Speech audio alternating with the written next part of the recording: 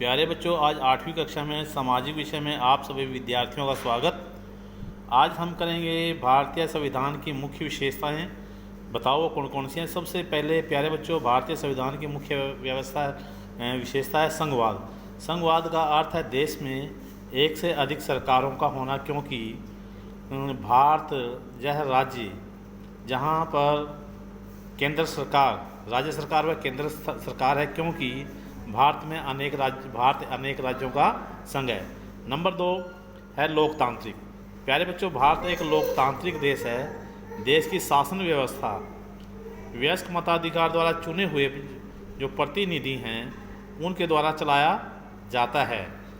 जो सरकार है वो किसके लोकतांत्रिक व्यवस्था है। लोकतांत्रिक व्यवस्था के अंतर्गत वयस्क मताधिकार के द्वारा चुने हुए जो प्रतिनिधि हैं उनके द्वारा ही सरकार चलाई जाती है। नंबर 3 है संसदीय सरकार। इस प्रणाली में कार्यपालिका जो अध्यक्ष है वो नाम मात्र का होता है। कार्यपालिका अध्यक्ष क्या होता है? नाम मात्र का होता है, जिसे हम राष्ट्रपति कहते हैं। उसकी जब सारी शक्तियां हैं वो कौन प्रयोग करता है? वो मंत्रिमंडल करता है। जैसे उस मंत्रिमंडल में मुख्य रूप से प्रधानमंत्री उसका मुखिया होता है और अन्य मंत्रीगण उसके सदस्य होते हैं।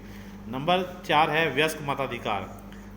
सबसे पहले संविधान सभा द्वारा वयस्क मताधिकार की आयु 21 वर्ष कर दी गई थी, लेकिन आज के समय में, आज के दौर में वयस्क मताधिकार की आयु कितनी है?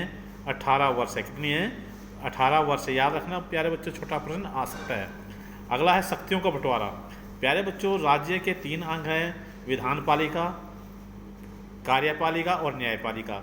विधानपालिका का जो मुख्य काम है वो क्या है? वो कानून बनाने का काम करती है और कार्यपालिका उन कानूनों को लागू करती है।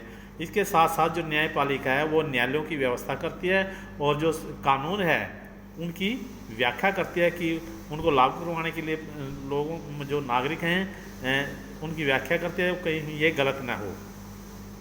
उसके बाद है नंबर 6 है मौलिक अधिकार। शुरू में प्यारे बच्चों संविधान जब बनाया गया था उस समय 7 मौलिक अधिकार प्रदान किए गए थे, लेकिन अब जो संपत्ति का जो अधिकार है उसको हटा दिया गया है। अब जो मौलिक अधिकारों की संख्या कितनी है? 6 है। कितनी है? 6। अगला बेटा प्यारे बच्चों, अगला जो है वो है धर्मनिरपेक्षता।